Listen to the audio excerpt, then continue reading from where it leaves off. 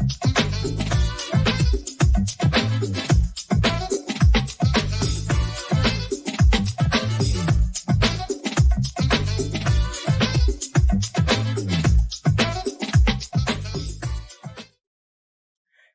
welcome to Left Night with Kendra Dawsey. And now, here is your host, Kendra Dawsey. Hey, everyone. Hi, Zach. How are you doing today? Oh, just fine as always. How about yourself? I'm doing pretty good. I am surviving in a capitalist landscape. So what do I have to complain about besides everything? Underline surviving. Put the emphasis there. Yes, of course. Yeah. Hey, Kendra, what's bugging you this week? Man, a lot is bugging me this week. Let me tell you about it. This week, states have been a battleground for civil rights laws, with the passing of new legislation to restrict voting access in Georgia and explicitly anti-trans legislation passing in Arkansas. I wish there was explicitly trans legislation. It would be cat ears for everyone. Both of these recent measures and dozens more being voted on in state legislative bodies are being pushed predominantly by the GOP. This is happening in spite of increased focus on voting rights in the country and more trans representation in media throughout the past decade. So what gives? Why are states still passing these horrific laws? This week on Left Night, we'll get into why state rights are wrong. Separation of state and national powers, known as federalism, was a somewhat new concept at the time of the American Constitution was founded in 1787. And it seemed like a good idea at the time. All of the rich, white, predominantly land-owning men wanted to avoid tyranny from another, even richer white guy with more land who was also part of a centuries-long eugenics experiment. Sure, I get it. I also hate British people. Before 1787, the U.S. originally had the Articles of Confederation, which was originally characterized as a league of friendship between states where they could do whatever they wanted. But much like a college frat party, things got a little too crazy. We didn't even have a robust central military force to squash a rebellion. So, with the new Constitution and with the 10th Amendment, the idea was that federal government had certain powers, but so did the states.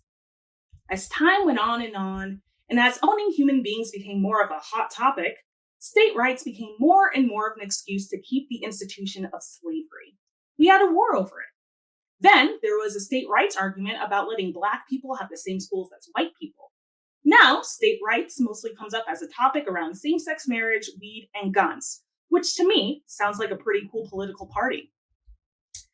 There are many instances, including the two most recent examples we mentioned, where state rights is used as an excuse to reduce civil liberties or reverse human rights. Occasionally, state rights can result in something cool, like Oregon decriminalizing all drugs. Rad! Almost makes up for them banning Black people. But more often than not, in this nation, state rights are used to disenfranchise marginalized people and uphold white supremacy. The ruling class will use whatever excuse they can find to retain the rule by any means necessary, whether that is national government or the state government. That being said, on a very basic level, it feels strange that a trans person's access to gainful employment without getting fired, or a Black person's ability to get a voter ID, or even quality of healthcare could vary so much within the same nation. There is technically the idea that federal laws supersede that of state laws, but it takes lots of people in power that care about you to make that federal law protecting your rights happen. Weed, though? We'll raid your local dispensary for that. As we've said before on Left Night, ideally, the United States of America would not have states, at least not in the way we have it now.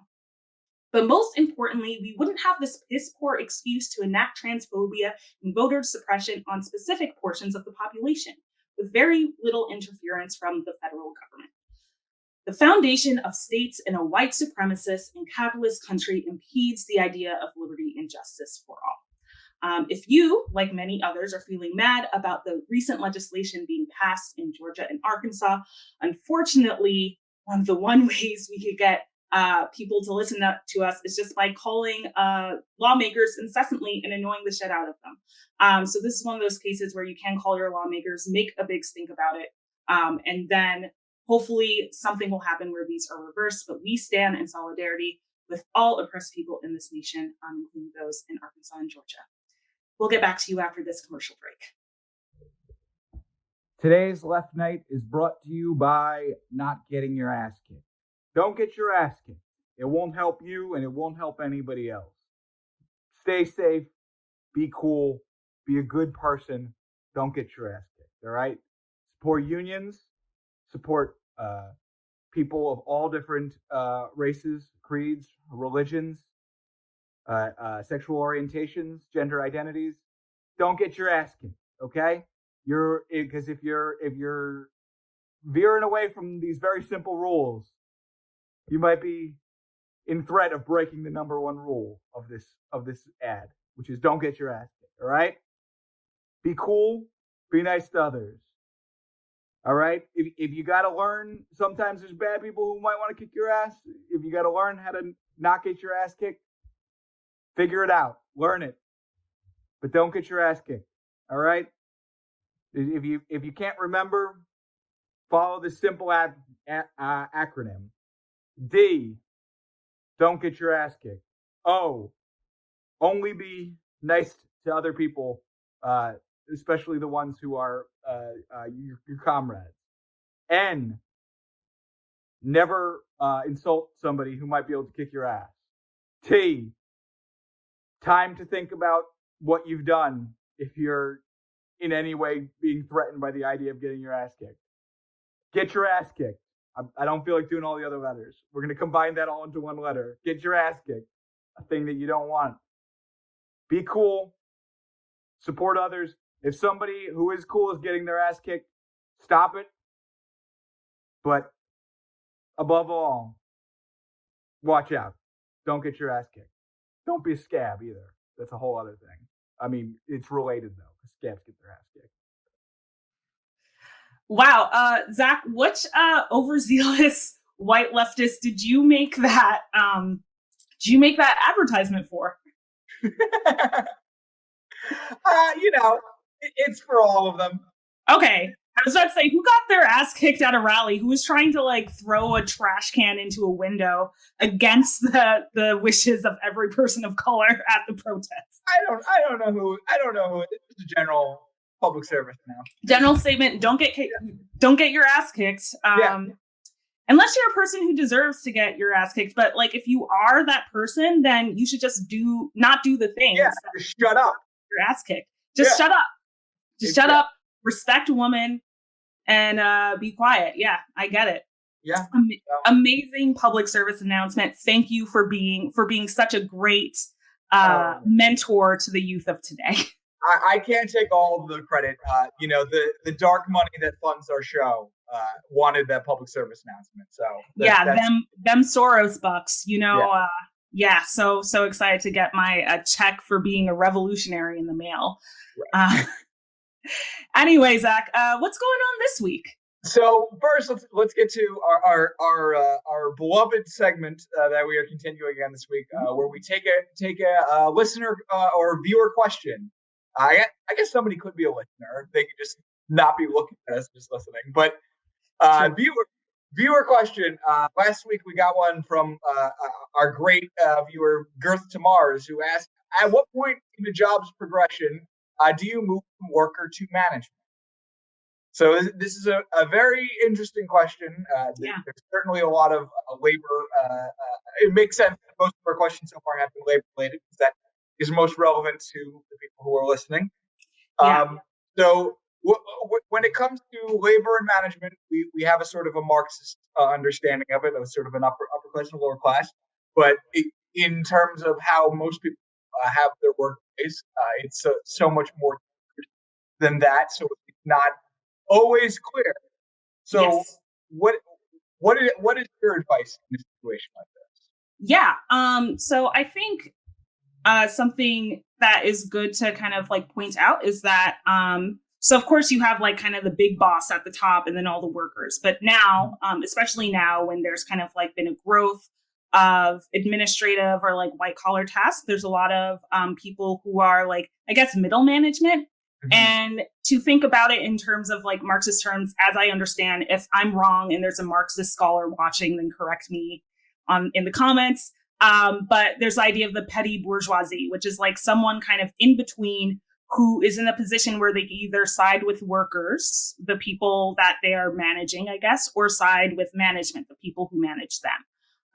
So I think this question is a little bit more complicated now because we do have that. There are probably a lot of people in the position, me included technically, where they are technically by their, standing and like job position and stuff, petty bourgeoisie. And I think petty bourgeoisie could also potentially apply to like small business owner.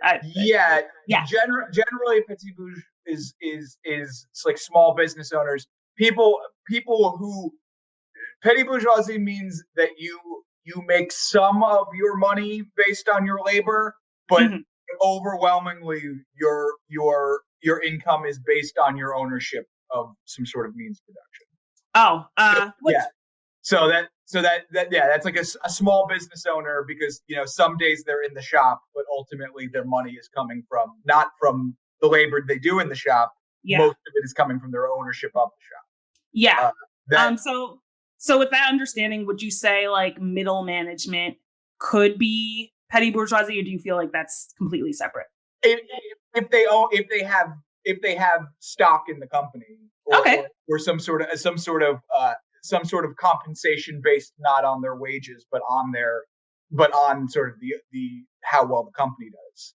I might just be straight working class then. Sorry, but I'm technically a manager, which I still feel weird about. But anyway.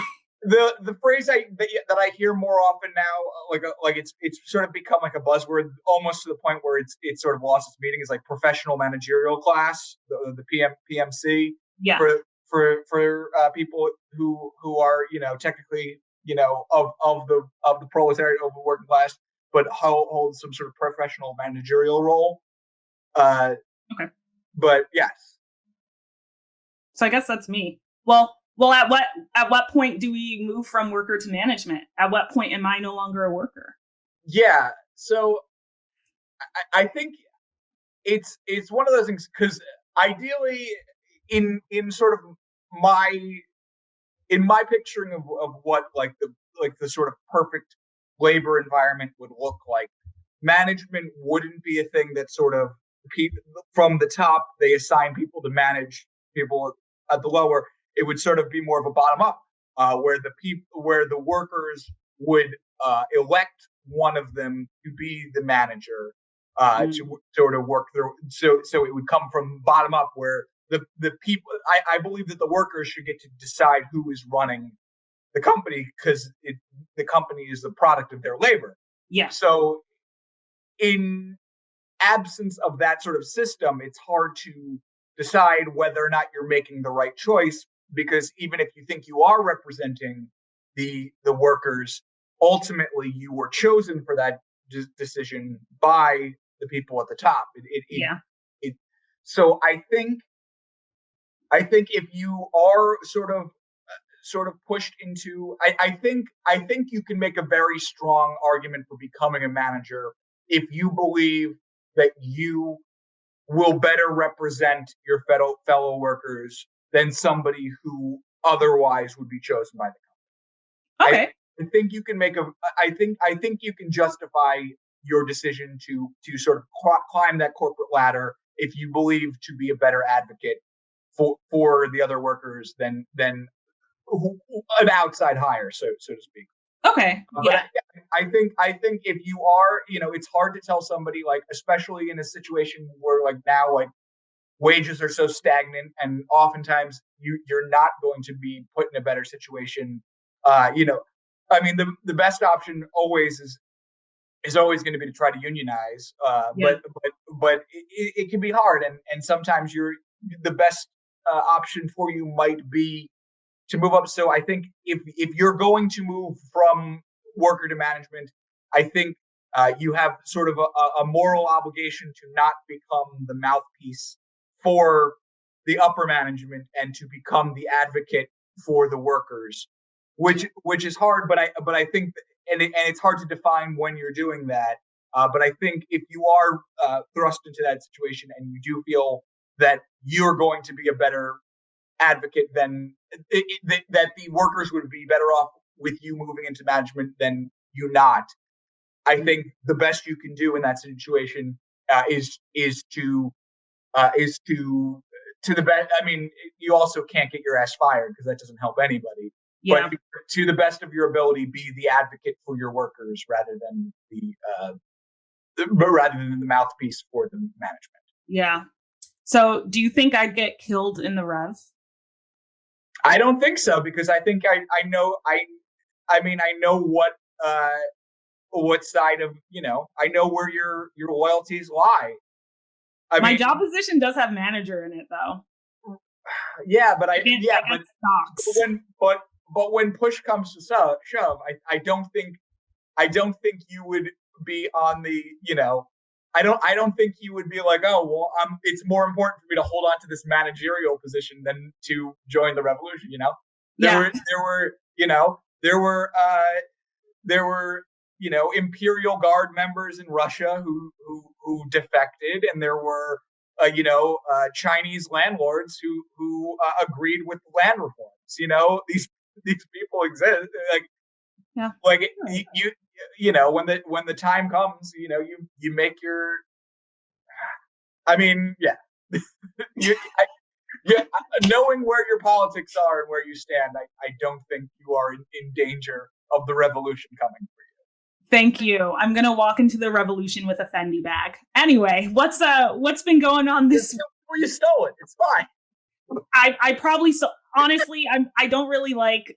I don't even wear purses. If I walk into the revolution with a Fendi bag, I probably stole it from someone and I shoved a ton of money into it. So don't wear purses. I have the same IKEA backpack that I've had for probably 4 years. Anyway, what's on the headlines this week? What's on the news this week, Zach?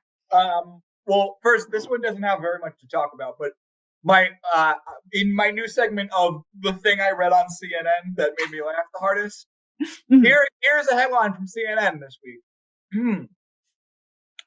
Failed policy has led to decades of extremism within the military, experts say. What? You mean extremism in the military? You mean the people who join the military of a white supremacist state sometimes internalize those ideals? Very strong, gentlemen, you can't fight in here. This is the war room energy emanating from that. Yeah. Wow. All right. Biden, Joey B. He's got an infrastructure bill that he wants us to $2 billion. It claims to be the first. $2 trillion. Okay. And it claims to be the first step, in a plan that is a second step. But infrastructure. How do we feel about infrastructure? I like infrastructure in general, but that I honestly don't know the details of this bill very much. So I'm not exactly sure what what exactly is in the bill. Like, is that infrastructure like more public transit, more like bridges, or is it like Elon Musk going to mysteriously get some of the infrastructure bill? Who knows? I honestly have no idea. If anyone does know a little bit more, tell me. In general, I feel like infrastructure is good. Hot take, but and it's one of those things that always comes up as like this like bipartisan thing that we could do. I'd be like, oh, but what about infrastructure? Everybody needs that. And then the devil will always be in the details, because it's going to be somebody like Elon Musk, or even some sort of like construction company that you've never heard of, just gets a no bid contract, a ton off the top, and then tells you that it's because of the trade unions that it's actually expensive, even though the companies that are doing the building are taking the overwhelming majority of the money. Yeah.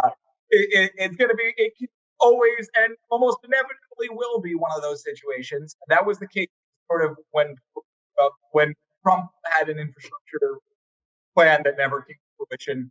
That was what a lot of people said, that it's a lot of kickbacks and a lot of deals for the it would. I imagine this has slightly fewer kickbacks. And then the only, like, I read about the housing component of it, because that's sort of the most interesting part to me. And it's very much the same sort of nonsense that we see with a lot of housing legislation, where it's very much, it emphasizes this, this very outdated idea of like the virtues of home ownership. They're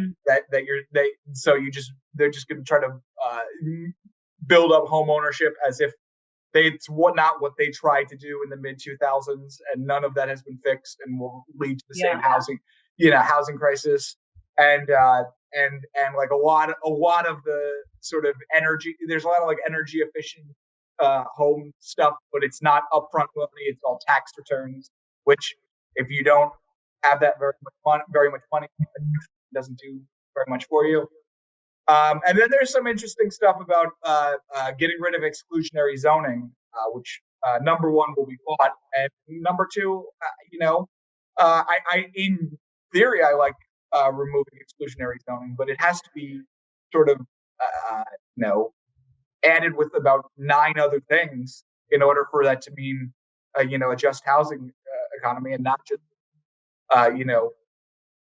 expanding the already bad housing situation. A lot of cities don't have particularly exclusionary zoning, and our cities are under a housing.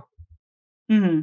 So I have a lot of skepticism in it. I think in general there will probably be stuff in it. Yeah. Thank you for being our resident urban planning expert, because I barely plan anything. Nevertheless, a city. So the fact that you know more about it, I heard that they were like giving some money to tribes, like Native people. But I guess it's also like also when thinking about states, like, of course you could give money to the states, and like, but also depends on like how the states use that money. And if you're in a state where they use it to build a lot of condos, and it's like, okay, that infrastructure money may not help. From my understanding, you know more. I don't know that. Okay. I don't know. Yeah, I don't know about any money that was given to indigenous groups. In theory, I like that, but also, it hasn't had a great history, and I don't. I mean, in order to buy that the things Biden's doing are going to really help anybody, you have to really buy into this idea of Biden as some sort of like catalytic figure that is going to bring about some change. And maybe if people get so pissed off with him that they just like wreck shit, then I could maybe. But yeah, I feel you. You are skeptical of the U.S. government. Yes. Oh, don't tell for some reason. Who knows why? I didn't. Representative Matt Gaetz is in trouble for some sort of sexual conduct. I did not read much about this because I don't like looking at his face. And that's fair. Anytime you click on an article of him, you have to see a bigger picture of his face. Imagine how the people in Florida feel. Yeah. He's a Florida rep, right? Yeah. Oh my God. Yeah. Okay. So yeah, the poor people in Florida, solidarity with those in Florida who have to see Matt Gaetz's face. From my understanding, which is also very rudimentary, because the news is kind of sad. I think he slept with a teen and is now potentially being brought up on charge. But he's like saying it's extortion. Yeah. It's weird. And I think it's largely based around the idea that he brought her over the state lines, so it can be considered trafficking. Yes, I think I did see that. So it is my view, and I think I've expressed this online if you follow me at Bossy_Dossie on Twitter. a white male politician comes out as being a sexual harasser or abuser, I am not surprised. And of course, me saying that, it does not mean like, oh yeah, like that poor 17-year-old like should have known it was. It's not that. It's just yeah, people in power tend to be abusive. Mm-hmm. This is peak QAnon. This is what they're looking for. A politician getting trafficked. They probably do not give a fuck because it was or not politician being trafficked, but a politician getting accused of trafficking. They're probably not going to listen to it because it's a Republican. But yeah, it's gross. I would like a hot take, but I feel like less politicians should be rapists. Yeah. I don't know. Closer to zero, I would say. Zero. I'm still really, like, I understand this is an important story, but we really never got into the whole details of his adopted son. Oh, yeah. Who was his ex-girlfriend's brother, who he adopted, who was a Cuban immigrant teen. Yeah, it's creepy. We never really got into that one, and that one is there's just so much. There's not a lot there in the world. In the U.S., there is not a lot of evidence of a older man adopting a teen without it being creepy. I know that there was so many cases of like rock stars in the 70s adopting like teens or like getting, encouraging them to get emancipated so they could travel with them across the state. And I wish it was like a sweet, wholesome story of just a guy wanting to protect a wayward teen. But this is America. How many of those stories could we expect? No, there are layers to that, and unfortunately, he did something else, and